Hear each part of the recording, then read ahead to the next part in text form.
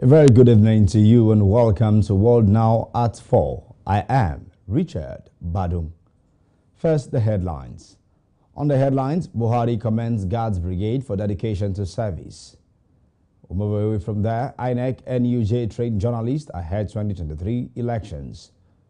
While on international scene, Libyan court sentences 17 former ISIS members to death on sports. On sports, Amuson ranked 5th best female athlete for 2022. Now to the news in detail.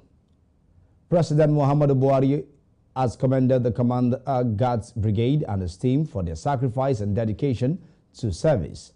The president gave the commendation when the Commander Guards Brigade Nigerian Army, Brigadier General Muhammad Usman, and some senior staff officers paid him a special visit at the State House, Abuja, to honor him as he marked his 80th birthday on Saturday, December 17. He said the armed forces had lived up to expectations in addressing the several security challenges in the country while expressing gratitude to God for keeping him since he became president. The president reminded them of the tenets of military service which he noted requires self-sacrifice and commitment, as contained in a statement issued by the Assistant Director Army Public Relations Guards Brigade, Captain Godfrey Abakba. He further assured everyone present and all Nigerians that he remains committed to the service of his fatherland to continue to serve the nation. Buhari equally used the event to congratulate the Commander Guards Brigade and other senior officers of the Nigerian Army who benefited from the recent Brigadier to Major General promotion released by the Army Council under his watch, among which the Commander Guards Brigade benefited. To other matters, ahead of the 2023 general elections, journalists have been charged to avoid sensational reports that can set the country on fire before, during and after the polls. This came to the fore at a capacity building training for journalists in the Southwest organized by the Independent National Electoral Commission, that is INEC, in collaboration with Nigerian Union of Journalists, that is NUJ, held at NUJ Press Center, Alagbaka, Akure, the state's capital of Ondo. The national president of NUJ, Comrade Chris Isiguzo, in his address appreciated INEC for providing the opportunity to discuss issues bordering on the 2023 general election in the country. The national president, who was represented by the NUJ National Trustee, that is South-South, Bimbo Oyetunde, who opined that the media regarded as the fourth estate of the realm are an essential factor in the process of democracy. No fake news, no hate speech, no sensationalism, and by the time the election even is going on, we should not be in a haste to announce results. Also speaking during the event, INEC National Commissioner Chairman, Information and Voter Education, Festus Okoye, who was represented by the Administrative Secretary, Oyetola Oyelami, noted that the roles of the media. The REC Rufus Ikeju promised that INEC would continue to partner with the media not only as a key stakeholder in the electoral process, but also as a viable tool for combating misinformation, fake news, and malicious falsehood. Journalists must play the role that is expected of them to avert breach of peace by being objective and neutral in their reportage before, during, and after the 2023 general election. Away from election matters now to some financial issues, where the governor of the Central Bank of Nigeria, Godwin Emefiele, for the second time, has failed to appear before the House of Representatives until today. The House had summoned Emefiele to explain the latest policy by the Apex Bank, which, among others, sets limits to cash withdrawals at the deposit money banks and other financial institutions. The House was to grill Emefiele over the policy on Thursday last week, but he failed to appear before the lawmakers. The Deputy Governor of Corporate Services, CBN Edward Adamu, in a communication to the House, told the lawmakers that Emefiele was part of the entourage of the President, Muhammadu Buhari, on an official trip to the United States of America. Gbajabiamila, who is the Speaker of the House, also said the lawmakers would want to know about the official assignment that had lasted 2 weeks. Meanwhile, the minority leader Ndudi Elumelu pointed out that should the CBN governor decide not to appear before the House on Thursday, when the lawmakers have scheduled to go on Christmas and New Year break, their resolution on suspension of the policy still stands. We now move to other parts of Africa when we return from this break. Stay with us.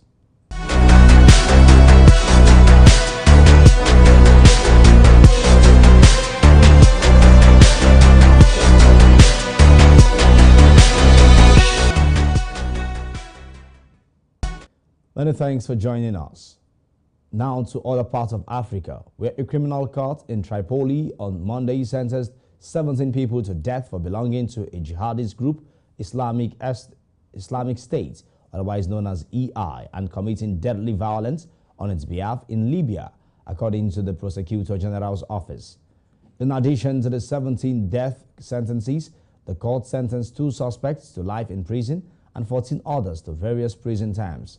According to the same source, the nationalities of those convicted were not specified. The prosecutor's office in a statement said the 17 men were found guilty of committing acts associated with the EI and undermining the state and social peace, adopting violence and armed action in the western city of Sabratha and its surroundings.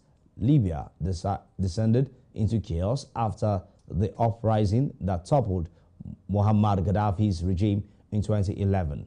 With rival powers, a myriad of armed militias and foreign mercenaries scattered across the country amid foreign interference. Taking advantage of the absence of the state, the EI has established itself in several Libyan cities, making Sirte its stronghold in June 2015 before being driven in 2016. The jihadists, who were not killed in the fighting or were arrested, retreated to the desert, but also to cities in western Libya.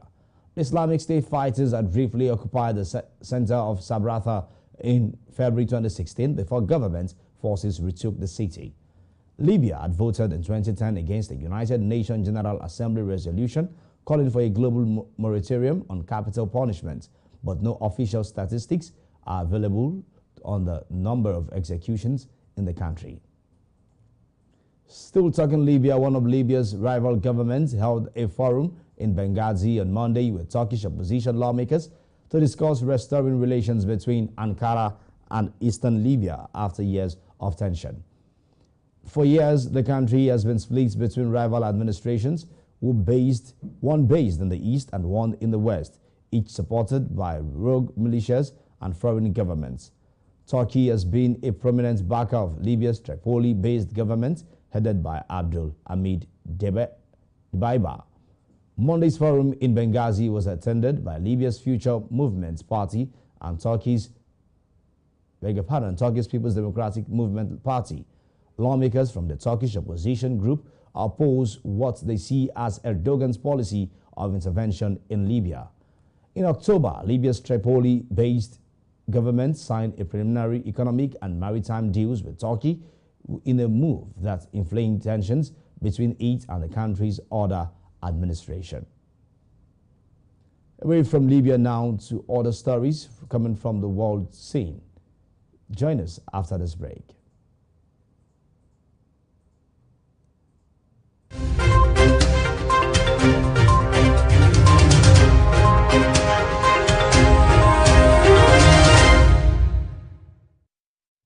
Thank you for staying with us.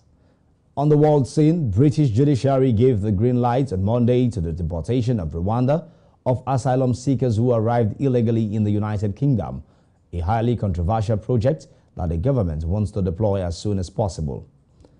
The Conservatives have made the fight against illegal immigration one of the promises of Brexit, one of their priorities. The British Shadow Interior Minister, Yvette Cooper, criticised the judgments. Time and again, all they are doing is chasing headlines, and these are distractions, damaging distractions from the serious hard work to tackle the gangs and sort out the asylum. Although there have never been so many migrants crossing the channel in small boats, since the beginning of the year, about 45,000 of those arrived on English shores compared to 28,526 in 2021.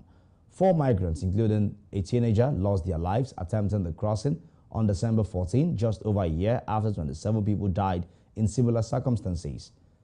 In April, former Prime Minister Boris Johnson's government reached an agreement in Kigali, or with Kigali, to deport to Rwanda asylum seekers, regardless of their origin, who arrived illegally on British soil. A policy designed to discourage crossings of the English Channel in small boats, but which has been widely criticized and challenged in courts. However, British Interior Minister Suella Braverman has defended the government's decision. I welcome the judgment from the High Court today, which sets out that the overall policy relating to Rwanda is lawful. It's in line with our international law agreements, and it is a rational policy choice. Away from that story now to other matters in the world, where former Hollywood film mogul Harvey Weinstein has been found guilty by a Los Angeles jury of raping a woman. The 2-month trial had how Weinstein used his influence to lure women into private meetings before attacking them. The 70-year-old Oscar winner is facing up to 24 years in prison when he is sentenced. He is already serving 23 years in jail after he was convicted of rape and sexual assault at his first trial in New York 2 years ago. Weinstein was found guilty on Monday of rape and 2 sexual assault charges involving an accuser known as Jane Doe, one to protect her anonymity. The jury could not reach verdict on allegations by Jennifer Siebel Newsom, the wife of California Governor Gavin Newsom, and a woman known as Jane Doe II. A mistrial was declared on those counts. He was also acquitted of sexual battery against an accuser known as Jane Doe III. The Shakespeare in Love and pop fiction producer and co-founder of the entertainment company Miramax was wearing a gray suit and looked pale at the court in Los Angeles on Monday. He was not using a wheelchair as he had done at previous court appearances. When he had guilty on count 1, the former Hollywood producer looked down. Then the court clerk read guilty on count 2 and then looked at his lawyer. At one point, he stared at the jury. Still talking stories on the world scene, India's foreign minister has said that the country has scaled up troop deployments along a disputed border with China to an unprecedented level. Jaishankar added that India wouldn't let China unilaterally change the status quo of the border. His comments came days after Indian and Chinese forces clashed in a disputed area along the border in Arunachal Pradesh state. India said that the encounter began due to encroachment by Chinese troops. Meanwhile, Chinese Foreign Ministry has said that according to their knowledge, the situation on border was generally stable and the two sides were maintaining dialogue on the issue. India and China share a disputed 3,440-kilometer long de facto border called the Line of Actual Control, or LAC, which is poorly demarcated. Soldiers on either side come face to face at many points, and tensions sometimes escalate into skirmishes or clashes. Both sides have been trying to de-escalate since a violent brawl in June 2020 in the Galwan Valley in the Ladakh region. Much further to the west, 20 Indian soldiers and at least 4 Chinese soldiers died in the battle. When I move away from the international scene now to business, coming up next, stay tuned.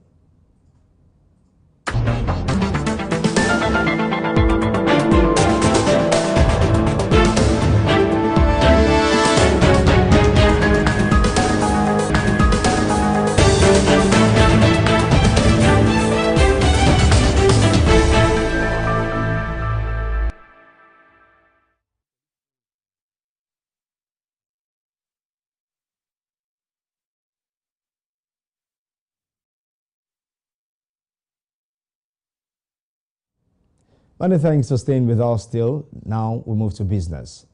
According to government data published until today, severe flooding in parts of Malaysia has resulted in the displacement of 56,159 people in 5 states as well as 5 deaths. According to the report, the worst hit areas are along the east coast of the peninsula, with 17,326 flood victims from Kelantan State and 37,792 flood victims from Terengganu State evacuated to flood relief centers. Authorities confirmed 5 deaths, including a 15-month-old boy. River water in several areas in the affected states has exceeded danger levels. The Fire and Rescue Department's Fire Safety Division Director, Ahmad Isram Osman, said his team was conducting aerial monitoring to get an accurate account of the flood situation in Terengganu and would do similar monitoring in Kelantan. Meanwhile, Prime Minister Anwar Ibrahim has said his administration would provide extra funds for disaster management and rescue efforts following the monsoonal floods. The government has allocated 400 million ringgit worth 122.37 million US dollars to the National Disaster Management Agency for early preparedness initiatives in flood areas, and more funds will be provided when needed. Datuk Seri Anwar, who also doubles up as finance minister, said in the parliament today. Still on business, British Airways has apologized after flights due to depart from the US were grounded for several hours. The airline said a technical issue that affected some of its long-haul flight planning systems during the night had now been resolved. The Airways passengers reported waiting for several hours in airports, with flights eventually departing from after long delays. A spokesman for the airline said the company was sorry for the disruption caused to their customers' travel plans. It understands short-haul flights were not affected by the technical problems and there were no safety concerns. Passengers took to social media to report waiting at John Kennedy International Airport for more than 3 hours. Others said they had been sitting on planes parked on runways for hours before being moved back to the airports. Meanwhile, in a statement in the early hours of today, the Airways said flights due to depart the United States of America tonight are currently delayed due to a technical issue with a third-party flight planning supplier, which is urgently being investigated. It confirmed hours later that the problem had been fixed. It is not the first time the Airways has been hit by technical problems. In February, the airlines apologized after cancelling all short-haul flights from Heathrow Airport due to IT issues. And that's all on business. We now move to sports after this break.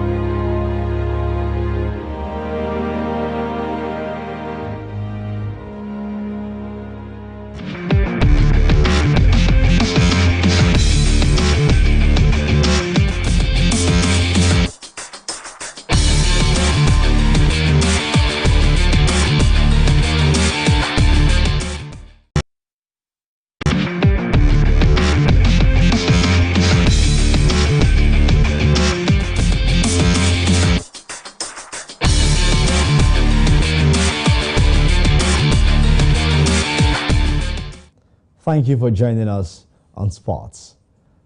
Nigeria's World 100-meter hurdles champion and record holder Tobi Amusan has been ranked the 5th best female athlete in the year 2022, according to World Athletics.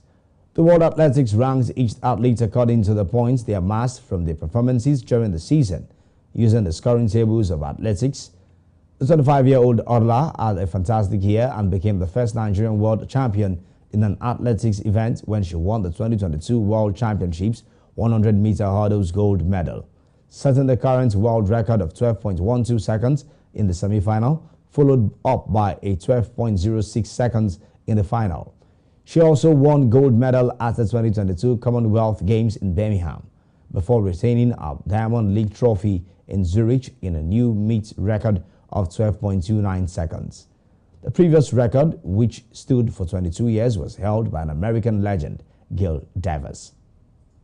Away from that story, a short list of 6 contenders has been announced for the 2022 Media Sports Personality of the Year award.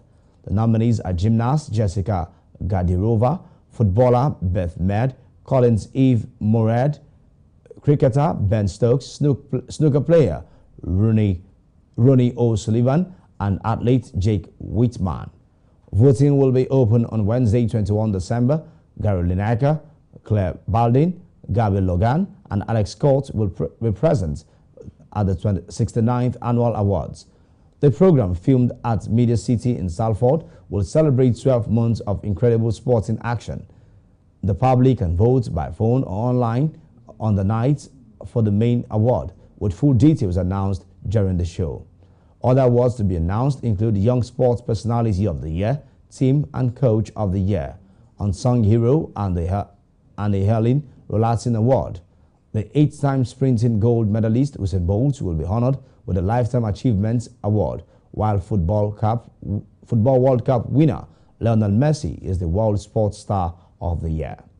The rising star of British gymnastics, Gadirova, claimed gold on the final day of the World Championships. To other sporting matters, World Cup winners Argentina was greeted by jubilant crowds at Buenos Aires Airport today as they declared a bank holiday in the country. The squad, who defeated France in Sunday's final, landed home in the early hours of today. Fans lined the streets as they traveled on an open-top bus to their Football Association's headquarters. The main celebration will be at the capital city's Obelisk Monument at midday today. The Argentine government said the day would be a bank holiday so fans can express their deepest joy for the national team. Lionel Messi led the team off the plane, which carried his picture on its tail. Congratulations to the Argentine national team. And that's the sport news and world now at 4. We'll now move to the last part of the news.